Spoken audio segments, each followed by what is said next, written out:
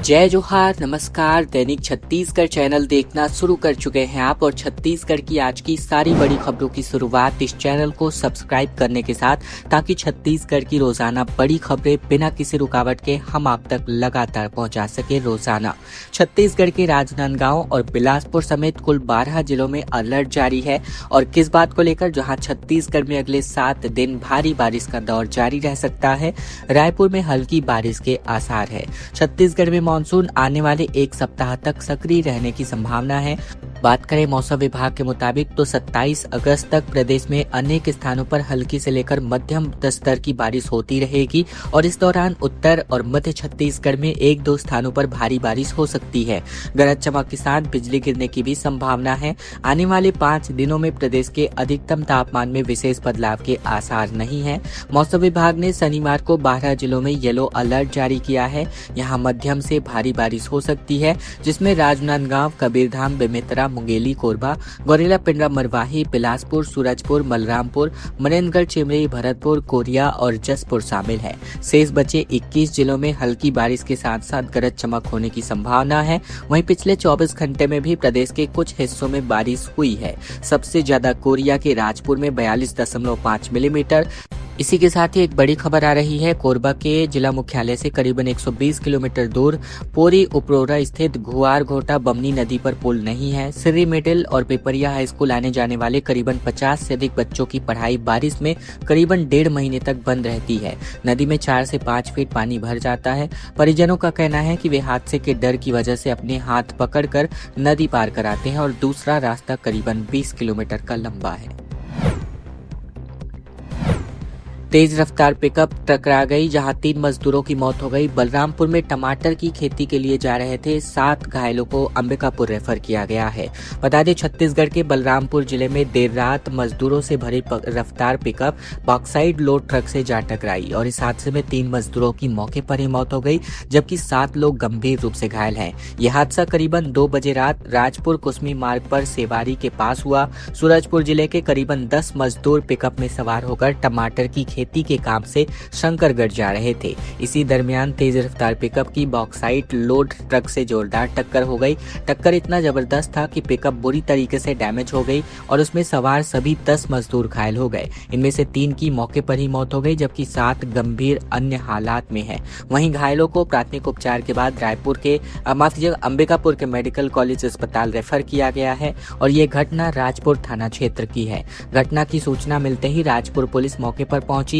Police ने ambulance की मदद से सभी घायलों को राजपुर सामुदायिक स्वास्थ्य केंद्र पहुंचाया। अस्पताल में जांच के बाद 3 मजदूरों को मृत घोषित कर दिया गया। तीनों के सिर और सीने में गंभीर चोटें आई थी। वहीं 7 अन्य घायलों को हालात गंभीर होने पर बेहतर इलाज के लिए अंबिकापुर मेडिकल कॉलेज अस्पताल रेफर किया गया। बड़ी खबर कोरबा के सिंघाली से, जहां 15 फीट जमीन अचानक से धंस गई। धान की फसल बर्बाद हो गई। किसानों में दहशत का माहौल है। एसईसीएल अधिकारियों ने मिट्टी फिलिंग का आश्वासन दिया है। कोरबा के बांकी मोगरा क्षेत्र की ग्राम पंचायत सिंघाली की बांकी बस्ती में एसईसीएल की बंद भूमिगत खदान के ऊपर अचानक 10 से 15 फीट जमीन धंस गई। भूधसान की चपेट में आने से किसान हरियर सिंह के खेत में लगी धान की पूरी फसल बर्बाद हो गई। लगातार बारिश के कारण जमीन गीली होने की वजह से आसपास भी भू धंसने का खतरा बना हुआ है। जानकारी के मुताबिक बांकी बस्ती के एसईसीएल की 4 नंबर भूमिगत खदान संचालित होती थी। यहां डी पिलरिंग पद्धति से कोयला निकाला गया था।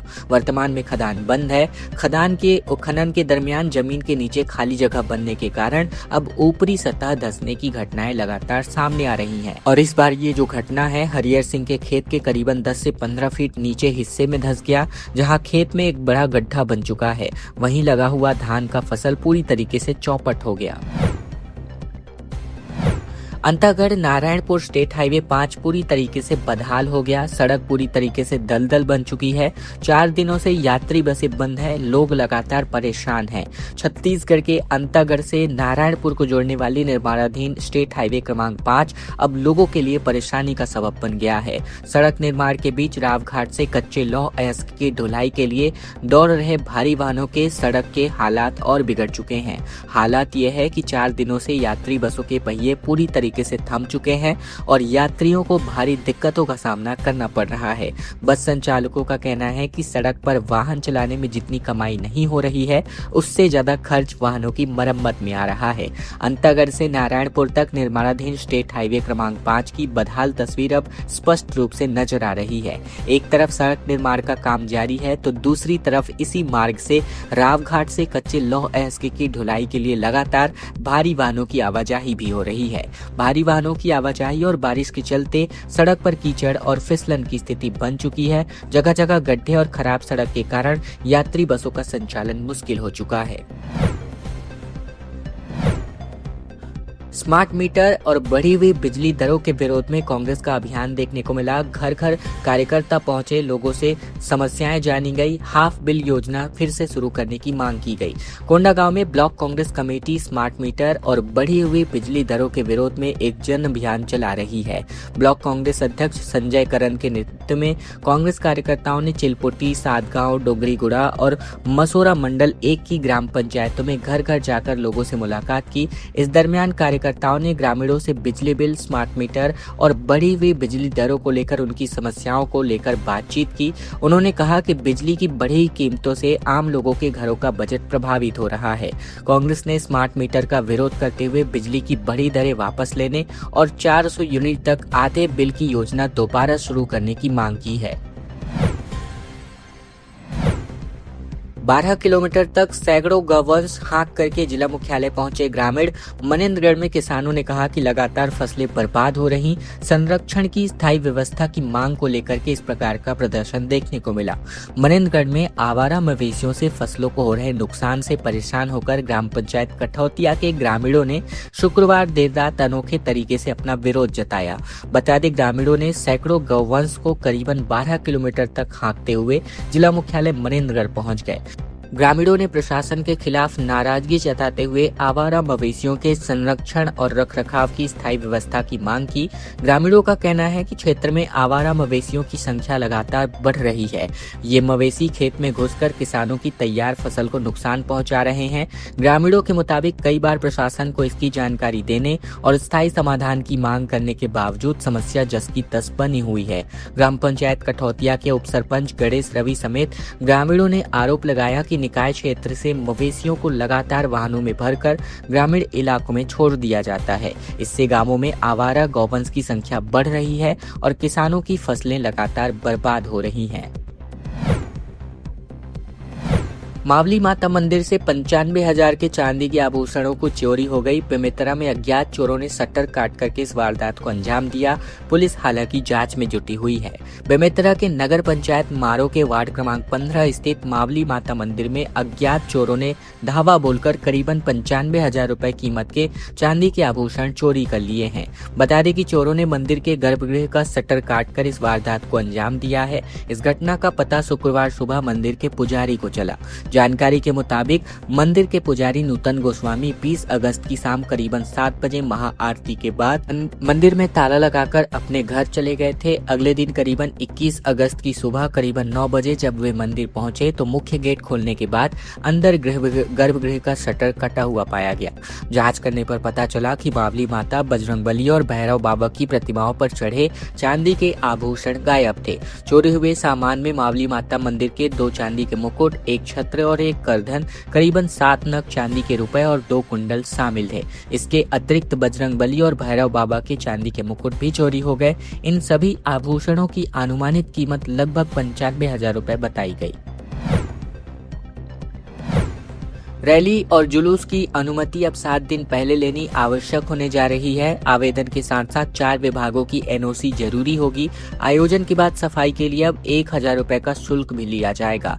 रायपुर में रैली, जुलूस, सार्वजनिक खेल मैदान में कार्यक्रम, पंडाल या अस्थायी ढांचे लगाने के लिए अब पहले से अनुमति लेना आवश्यक है। इसके लिए नगर निगम ने संबंधित जोन कार्यालयों को अनुमति देने की जिम्मेदारी दी है।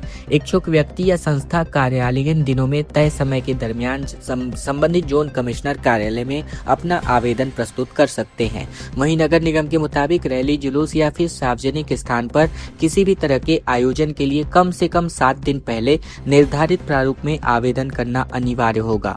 आवेदन के साथ साथ संबंधित विभागों की अनापत्ति प्रमाण पत्र यानी NOC भी जमा करनी होगी। वहीं 4 विभागों की NOC में बात करें तो अनुविभागीय अधिकारी या राजस्व विभाग के साथ ही पुलिस विभाग, जिला सेनानी, होमगार्ड या अग्निशमन विभाग और साथ ही बिजली विभाग के कार्यपालन अभियंता या फिर सहायक अभियंता का NOC अब अनिवार्य कर दिया गया है। वहीं छत्तीसगढ़ नगरीय प्रशासन एवं विकास विभाग के निर्देशों के अंतर्गत नगर निगम आयुक्त संबित मिश्रा ने सार्वजनिक खेल मैदान, आयोजन पंडाल और अस्थायी संरचना से संबंधित अनुमति के लिए संबंधित जोन कमिश्नरों को अधिकृत कर दिया है। कवर्धा में पुलिस आरक्षक भर्ती वेटिंग लिस्ट के लिए प्रदर्शन किया गया। अभ्यर्थियों ने सड़क पर रात बिताई, CM के नाम ज्ञापन सौंपा और 1 सप्ताह का अल्टीमेटम जारी किया। छत्तीसगढ़ पुलिस आरक्षक भर्ती 2023-24 की वेटिंग लिस्ट जारी नहीं होने से नाराज होकर अभ्यर्थियों ने शुक्रवार 20 अगस्त को कवर्धा जिला मुख्यालय में प्रदर्शन किया। बड़ी संख्या में पहुंचे अभ्यर्थियों ने रिक्त करे करीबन 1600 पदों को दूसरी चयन सूची के जरिए भरने की मांग की। प्रदर्शन के बाद मुख्यमंत्री के नाम ज्ञापन सौंपने के लिए अभ्यर्थियों ने कलेक्ट्रेट की ओर रैली निकाली, लेकिन पुलिस ने सरदार पटेल मैदान के पास ही रैली रोक दी। इसके बाद अभ्यर्थी सड़क पर बैठकर धरना देने लगे। वहीं अभ्यर्थियों का कहना है कि पुलिस आरक्षक भर्ती में कुल मिलाकर 5,967 पद थे, लेकिन प्रथम सूची में सिर्फ 4,367 पद ही भरे गए। करीबन 1,600 पद अब भी रिक्त हैं। उनका दावा है कि एक ही अभ्यर्थी का एक से अधिक जिलों की चयन सूची में नाम आने के कारण सभी पद नहीं भरे जा सके। प्रदर्शनकारियों की मांग है कि रिक्त पदों को दूसरी सूची यानी वेटिंग लिस्ट जारी करके भरा जाए। उनका कहना है कि भर्ती प्रक्रिया को आगे बढ़ने में 7 से 8 महीने बीत चुके हैं, लेकिन अब तक कोई स्पष्ट निर्णय नहीं लिया गया है। सुप्रीम कोर्ट के आदेश पर फुटपाथ से अतिक्रमण हटाया गया। करोड़ों के फुटपाथ पर कब्जा था। ठेला और दुकानदारों पर 25,000 रुपए का जुर्माना भी लगाया गया। बिलासपुर में सुप्रीम कोर्ट के आदेश के बाद नगर निगम ने फुटपाथों से अतिक्रमण हटाने की कार्यवाही शुरू कर दी है। स्मार्ट सिटी की तरफ से करोड़ों रुपए खर्च करके बनाए गए फुटपाथों पर अवैध कब्जे के कारण पैदल चलने वालों को दिक्कतें हो रही थी। शुक्रवार को जोन क्रमांक 4 के अंतर्गत व्यापार विहार से महाराणा प्रताप चौक तक बुलडोजर चलाकर अतिक्रमण हटाया गया। इस दरमियान फुटपाथ पर ठेला दुकान लगाने वाले करीबन 25,000 रुपए का जुर्माना इनसे भी वसूला गया। बता दें कि सुप्रीम कोर्ट ने हाल ही में पैदल चलने के अधिकार को संविधान के अनुच्छेद 19(1)(d) और अनुच्छेद 21 के अंतर्गत मौलिक अधिकार घोषित कर दिया है। कोर्ट ने केंद्र और संबंधित प्राधिकरणों को 2 सप्ताह के भीतर फुटपाथों को अतिक्रमण मुक्त करने का आदेश जारी किया था। चमोली में हुए सुरंग हादसे में अब कोंडागांव के 4 मजदूरों की मौत का मामला उजागर हो रहा है। 2 घायल। CM साय ने मृतकों के परिवारों को 5-5 लाख रुपए की सहायता राशि के निर्देश जारी किए हैं। उत्तराखंड के चमोली में निर्माणाधीन सुरंग में पानी भरने से हुए हादसे में कोंडागांव जिले के अब 4 मजदूरों की मौत हो गई है। इस हादसे में जिले के 2 श्रमिक घायल हुए हैं। घटना के बाद मुख्यमंत्री विष्णुदेव साय ने मृतकों के परिवारों को 5-5 लाख रुपए, घायलों को 50-50 हजार रुपए की आर्थिक सहायता राशि देने का निर्देश जारी किया है। इस हादसे में ग्राम धनसुली के 2 श्रमिकों की जान गई है। वहीं मडानार के और दही कोंगा के 1-1 श्रमिक की मौत हो गई है। जिले के 2 श्रमिक घायल बताए जा रहे हैं। सभी मृत श्रमिकों के पार्थिव शरीर कोंडागांव लाए गए हैं, जहां परिजनों की मौजूदगी में उनका अंतिम संस्कार कर दिया गया है। मुख्यमंत्री विष्णुदेव साय ने इस हादसे पर दुख व्यक्त करते हुए इस मुश्किल समय में राज्य सरकार पीड़ित परिवारों के साथ खड़ी है। उन्होंने परिवारों को हर संभव मदद उपलब्ध करने का निर्देश जारी किया। जिला प्रशासन ने हादसे पर संवेदना व्यक्त की है। वहीं प्रशासन ने कहा कि वह पीड़ित परिवारों के साथ है। उन्हें जरूरत के मुताबिक हर संभव सहयोग दिया जाएगा। छत्तीसगढ़ में अब पूर्व अग्निवीरों को सरकारी नौकरी में 10% का आरक्षण दिया गया है। पुलिस, वन और जेल भर्ती में फायदा मिलने वाला है। सरकार ने नियम जारी कर दिए हैं। छत्तीसगढ़ सरकार ने पूर्व अग्निवीरों के लिए सरकारी नौकरी का रास्ता अब आसान करने वाला बड़ा फैसला किया है। राज्य में अब तृतीय श्रेणी के पदों की सीधी भर्ती में पूर्व अग्निवीरों को 10% का आरक्षण मिलने वाला है। इसके लिए सरकार ने अग्निवीर सैनिक आरक्षण नियम 2026 का नोटिफिकेशन जारी कर दिया है। 4 साल की सेवा पूरी कर चुके अग्निवीरों को इस व्यवस्था के दायरे में लिया जाएगा। इस आरक्षण का लाभ खासतौर पर पुलिस, वन और जेल विभाग के होने वाले तृतीय श्रेणी की सीधी भर्ती में मिलने वाला है। निर्धारित पदों पर पूर्व अग्निवीरों के लिए 10% की सीटें आरक्षित रहेंगी। सैन्य सेवा के दरमियान मिले प्रशिक्षण, अनुशासन और कार्य अनुभव को देखते हुए इन विभागों की नौकरियों में यह व्यवस्था पूर्व अग्निवीरों के लिए महत्वपूर्ण मानी जा रही है। नियम के मुताबिक आरक्षण का लाभ उन्हीं युवाओं को मिलेगा जिन्होंने अग्निवीर के तौर पर 4 साल की सेवा पूरी की है। इसके बाद वे राज्य की पात्र तृतीय श्रेणी में सीधी भर्ती का आरक्षण दावा कर सकेंगे। हालांकि उम्मीदवारों को संबंधित पद के लिए निर्धारित शैक्षिक योग्यता, आयु सीमा और अन्य पात्रता शर्तें भी पूरी करनी होगी। रायपुर एयरपोर्ट की जमीन पर किसान ने 13,000 करोड़ रुपए का मानहानि मांगा। पहले 3500 करोड़ का क्लेम किया था। सुप्रीम कोर्ट के निर्देश पर अब तहसीलदार अंतिम फैसला करने वाला है। रायपुर एयरपोर्ट की जमीन पर मालिकाना हक का दावा करने वाले किसान अश्विनी बांधे की कानूनी लड़ाई अब फैसले की ओर बढ़ रही है। 2018 तक करीबन 3500 करोड़ रुपए का दावा करने वाले बांधे ने अब अपना क्लेम बढ़ाकर 13,173 करोड़ रुपए कर दिया है। उनका कहना है कि ये राशि 1942 में जमीन के रिक्वेजिशन यानी अस्थायी कब्जे में लेना से लेकर अब तक के लीज अमाउंट यानी रिवाइज्ड कंपनसेशन और उस पर देय राशि की गणना के आधार पर तय की गई है। बता दें कि अश्विनी बांधे ने स्वामी विवेकानंद इंटरनेशनल एयरपोर्ट की टर्मिनल बिल्डिंग और गार्डन की जमीन को अपने पूर्वजों की बताया है। सुप्रीम कोर्ट के हालिया निर्देश के बाद अब इस मामले में एक नया मोड़ आ चुका है। कोर्ट ने पुराने राजस्व रिकॉर्ड और दस्तावेजों की दोबारा जांच की और यह पता लगाने को कहा है कि जमीन रिक्वेजिशन से पहले किसके नाम पर दर्ज थी। पुराने रिलीज ऑर्डर और जांच रिपोर्ट को भी देखा जाएगा। अब सुप्रीम कोर्ट के निर्देश के मुताबिक तहसीलदार को अब इस मामले में अंतिम आदेश देना है। प्रदेश में 35,000 घरों में सिर्फ 100 पीस बने हैं मीटर। गैस सिलेंडर जमा करने की शर्त ने अब पीएनजी की रफ्तार को रोक कर रख दिया है। अब तक सिर्फ 1,000 घरों में ही गैस की सप्लाई शुरू हो पाई है। छत्तीसगढ़ में पाइपलाइन से रसोई गैस पहुंचाने की योजना, नेटवर्क तो तेजी से बढ़ रहा है, लेकिन एलपीजी सिलेंडर छोड़ने की शर्त ने इस रास्ते में एक बड़ी अड़चन पैदा कर दी है।